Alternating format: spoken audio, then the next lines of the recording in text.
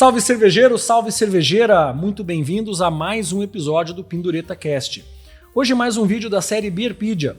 Meu amigo aqui, Alessandro Oliveira, vai me ajudar a contar um pouco mais como é que foi essa história de criar nomes dos estilos para cervejas. O que é o BJCP? Eu pedi para ele vir aqui com a mesma roupa que a gente gravou o episódio anterior e eu vou abrir uma porter com madeira French Oak, ou seja, uma cerveja porter que foi maturada com madeira de carvalho francês, e vou perguntar pro Alessandro a primeira coisa. Cara, conta pra gente um pouquinho o que é o tal do BJCP. Então, o BJCP, ele na verdade é um guia de estilos que ele foi desenvolvido para concursos. Então, você imagina que você vai fazer um concurso de cerveja e você tem que ter alguns parâmetros para você poder comparar essas cervejas, enfim. Então, existe outros também, na verdade, não existe só o BJCP, existe um guia do Brewers Association também, que é a Associação das Cervejarias Artesanais dos Estados Unidos, que também é bem bacana. Cara, já que você não deu boa tarde e me agradeceu pelo convite, faça pelo menos um brinde aqui, cara. Desculpa te interromper. Saúde, cara. Você estava falando do BJCP ser um dos... É um dos guias, né? Então, talvez seja... Talvez não, com certeza acho que é o guia mais usado em concursos de cerveja mundo afora. E... Significa Beer Guild Certification Program, né? Exatamente. E então, esse guia, você tem lá de que forma que ele aparece. Então, se você ler, pode dar um Google que você vai achar. Então, você vai chegar ali e você vai ver lá determinado estilo. Vamos dar um exemplo lá, por exemplo, American Pale Ale. Então, daí tem lá... Uma explicação geral, né? Tem uma explicação geral, tem uma ideia dos ingredientes que são usados para fazer aquele estilo, né? Então, assim, o que você vai daí achar nesse... O que esse estilo ele precisa ter, então, de aparência, né? Começa com aparência, então, formação de espuma, cor, amargor, a turbidez. Uhum. E, assim, a parte inicial, assim, de visual, né? Então, assim, visual é turbidez, formação de espuma, cor.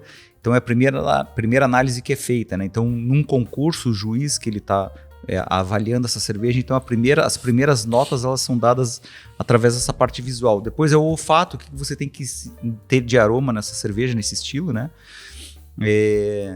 E aí, então, por exemplo, a American Pale Ale, ela tem que ter um aroma de lúpulo americano, com um perfil cítrico, então você vai, né, aí você vai dar nota através disso. E aí depois é a parte de sabor, que aí você tem que ter lá aquele perfil de sabor, onde você tem que sentir um amargor específico, você tem que, né, ter uma graduação alcoólica específica e tal. E aí nesse guia de estilos você tem lá, então assim, esse determinado estilo, a cor pode ser de tanto a tanto, existe uma unidade de medida de cor, né, que normalmente é usado um padrão que é o EIBC ou SRM. Aí você tem uma unidade de medida de amargor, né, que a gente chama de IBU, que é uma unidade que seria a unidade de medida de amargor.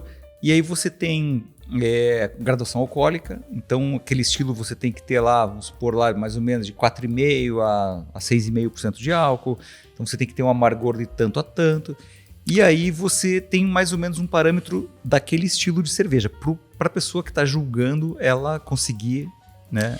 Agora, cara, eu tô vendo você falar e fico pensando assim, hoje, né, tem duas coisas aí. A primeira, assim, o cara vai ser juiz de um concurso de cervejas, então ele vai pegar uma cerveja e vai falar assim, cara, isso aqui é uma porter, beleza. Porter tem que ter álcool entre 5 e 6,5, beleza. Isso aqui, 5,8, beleza. Tem que ter cor de tanto a tanto, beleza. Tem que ter aroma, notas de chocolate e café, tá, beleza. Então ele serve para isso, para um cara que tá julgando uma cerveja, poder dar uma avaliação se ela tá dentro de um estilo ou não. Ou ela serve para quem vai fazer a cerveja. O cara fala assim, eu quero fazer uma porter. Tá, então se eu quero fazer uma porter, eu não posso fazer uma porter com 15% de álcool, senão ela não vai ser chamada de porter. Exatamente. Né? Eu quero fazer uma porter, ela não pode ter gosto de laranja, tem gosto de chocolate, por aí vai, né? Agora, cara, eu fico pensando nessa história que a gente tá conversando, eu fico pensando no seguinte.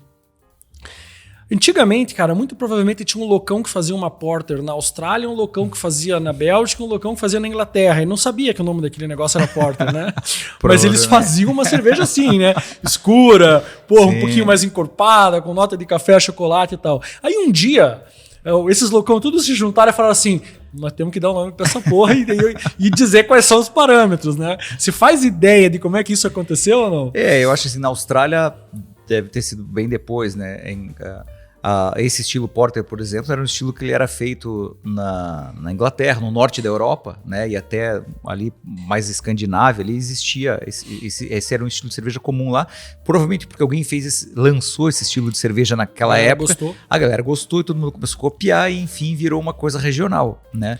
E aí assim, e o nome, né, se dá por algumas razões e tal. Então, da porter, você sabe qual é? Que era da parte dos estivadores do Porto. Parece, né, que a história é os caras eles iam trabalhar nas minas de carvão, parece, ou dos estivadores nos portos, e eles levavam uma cerveja para eles tomarem durante o dia.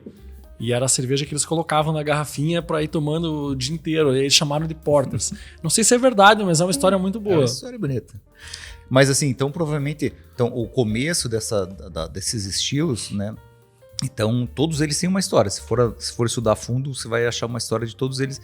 E aí, lógico, só que esses estilos todos morreram ali, né? Então a gente fala ali, comecinho ali começo do século XX, ela acabou com tudo, né? Porque o mundo só queria tomar a Pilsen, uma lager comercial e tal. E a gente começou a resgatar tudo isso ali, foi no final da década de 70, começo da década de 80, que começou a se resgatar esses estilos, né? Cara, você já foi na mercearia Fantinati ou Fantinato? Aqui em Curitiba. Acho que é mercearia Fantinato, né? Que é ali na Matheus Leme, né? Eles têm uns rótulos de Brahma Porter, é isso que Cara, eu ia te falar o seguinte, um dia eu fui comer a carne de onça lá, que é, pô, a carne de onça é sensacional. E aí eu fui pagar e tinha um rótulo de uma Antártica Porter, cara. E eu falei, meu, o que é aquilo ali? Ele falou, cara, a Antártica já fez Porter no passado. Puta, que tesão, né, legal, cara? Muito tesão.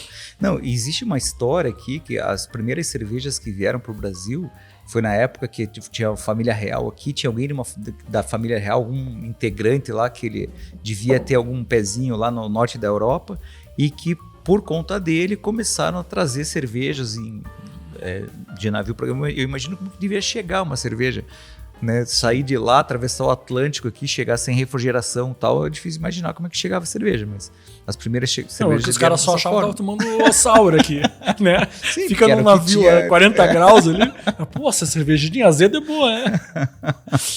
Mas tua resposta é muito boa. Na verdade, os estilos, eles estavam associados a regiões, né? Sim. Então o cara fazia, tá falando no episódio anterior lá, em Bamberg ele fazia a cerveja defumada. Na Bavária fazia cerveja de trigo, na República Tcheca inventaram a Pilsen, na Inglaterra fizeram a Porter, talvez na Escócia, sei lá, a Stout, e assim foi, né? Sim.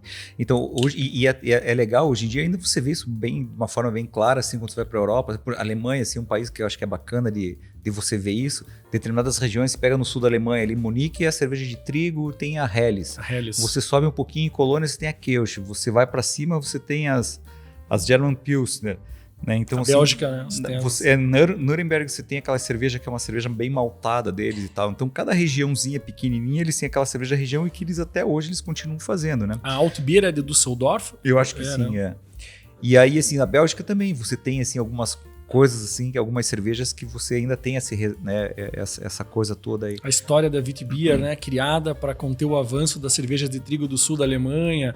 Ela falou, pô, vamos fazer uma cerveja de trigo diferente, né? E a história é muito rica, né, porque você tem muita coisa bacana. Eu adoro estudar a história de cerveja, porque você consegue entender muita coisa que aconteceu, né, por que essa cerveja, né, ela existe e tal. Aí você pega as Farmhouse Ales, as Saisons, que são as cervejas que, né, você depois da festa, tal, da colheita, que acabava, né, era cerveja que era feita sazonalmente para aquela festa, para aquele evento, enfim. Cara, tem uma história interessante no Brasil também, com a Catarina Sauer, né, cara? Assim que para muita gente assim, é um negócio do caralho, para outras pessoas assim, é Você está com uma risadinha bem interessante, viu?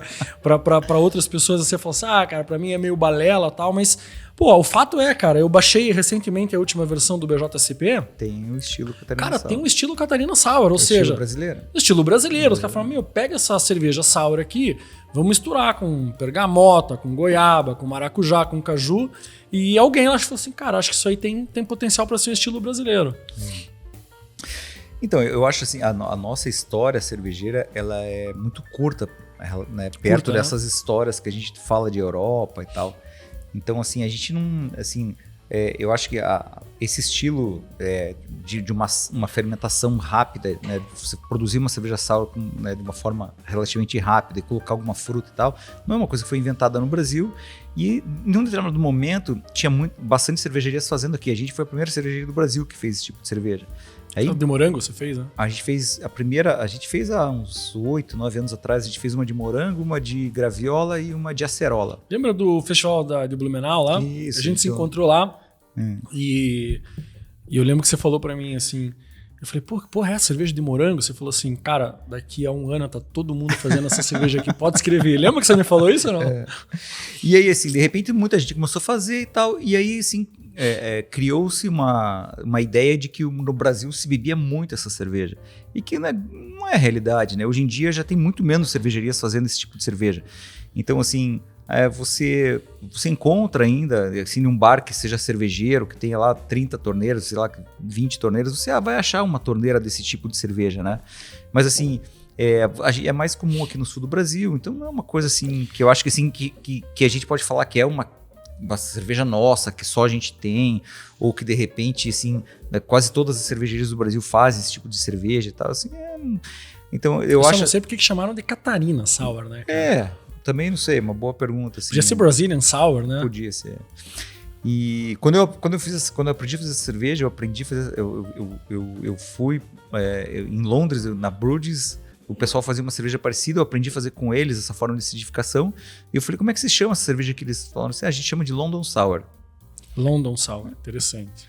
E aí, assim, é uma coisa... Os ingleses devem estar xingando a gente. Lá, essa puta, mais uns jacu que estão imitando a gente aqui. Mas, assim, o que acontece, cara? Eu acho que talvez uma coisa assim que é muito Brasil, que é muito brasileiro e que eu acho que é uma coisa que está ganhando o mundo, que a gente pode falar que isso é nosso. Por exemplo, é o uso da madeira amburana em cerveja.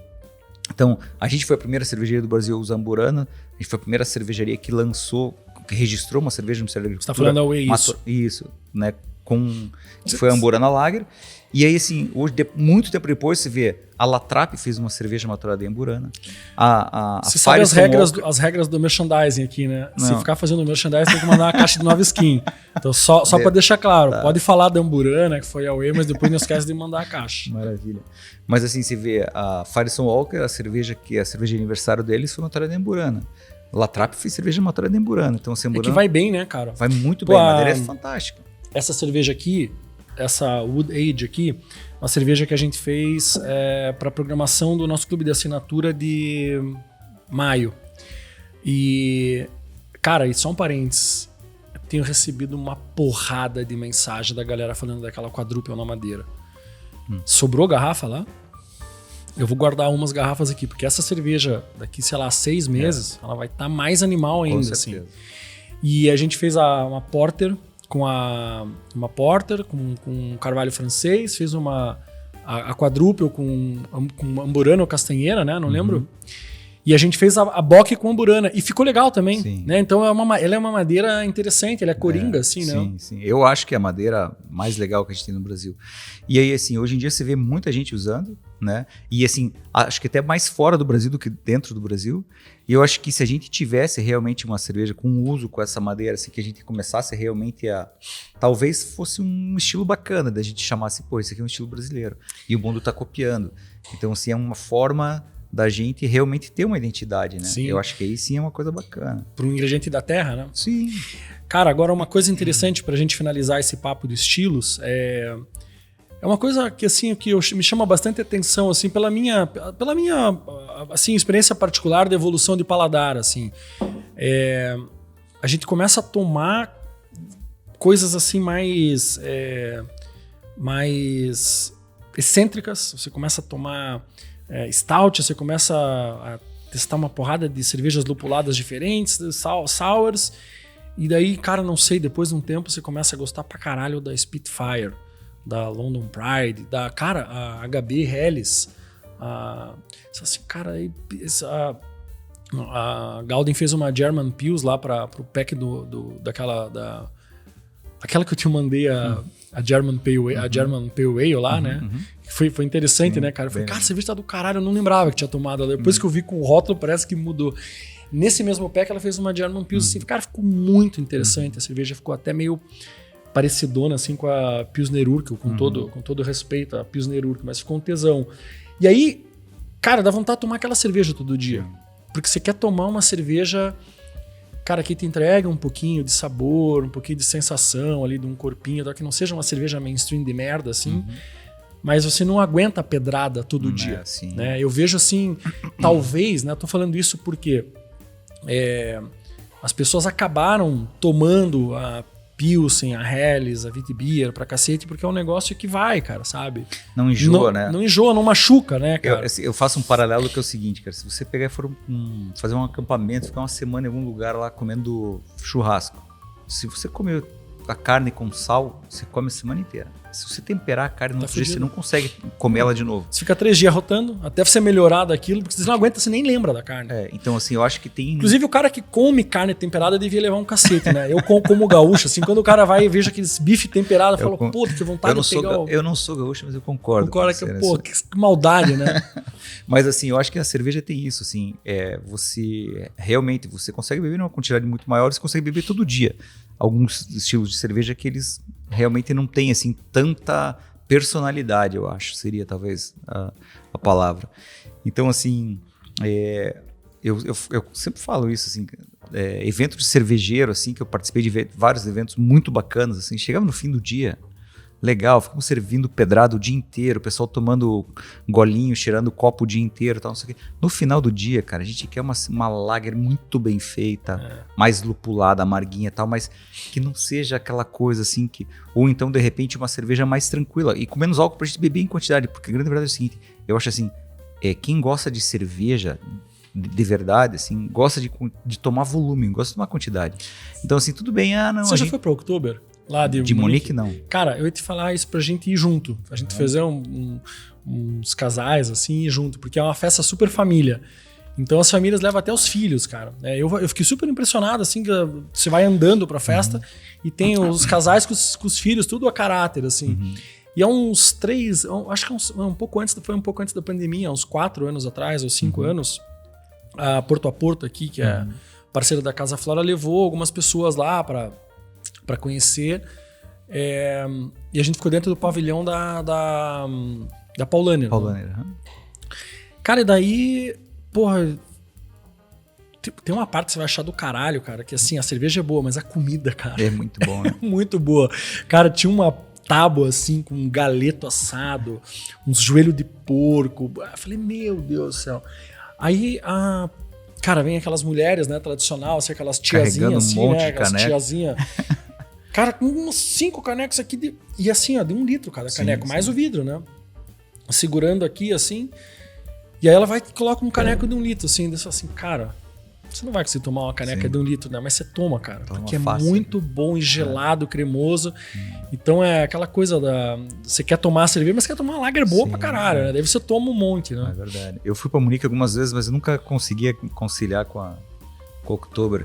E tem uma coisa que eu sempre falo, assim, lá é legal de você pegar e fazer um rolê que você vai na Hofbrauhaus, você vai na Augustiner, você vai na Paulaner, você vai na Spaten. É legal, e aí você beer gardens, assim. né? E aí você toma 1 litro de cada uma, né? Que é o tamanho do copo que é servido, né? E aí assim eu sempre falo isso, eu gosto de fazer esse rolê com o cervejeiro. Falei, cara, qual é essa? Porque eles sentam, assim, não é que eles sentam, é o mesmo estilo, teoricamente o estilo é o mesmo, né? Qual é melhor? Então, assim, você toma todos, só que, lógico, faz diferença você começar em um lugar e terminar no outro, né? Sim, acho que sim, também. Mas os últimos você não lembra, né? Não, lembra.